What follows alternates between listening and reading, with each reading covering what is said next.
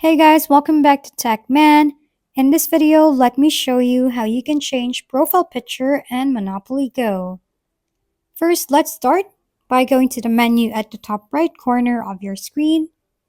By clicking the three lines, then tap on the profile picture. After that, connect it to Facebook. When you select Connect next to Facebook, you will be able to confirm and link your Facebook account to Monopoly Go. Monopoly Go is going to import your profile picture from Facebook, so all you have to do to manage your Monopoly Go profile picture is to upload the picture that you want to use on your Facebook account. Then link it here. As soon as it has been linked and you reload the app, you will be able to have it.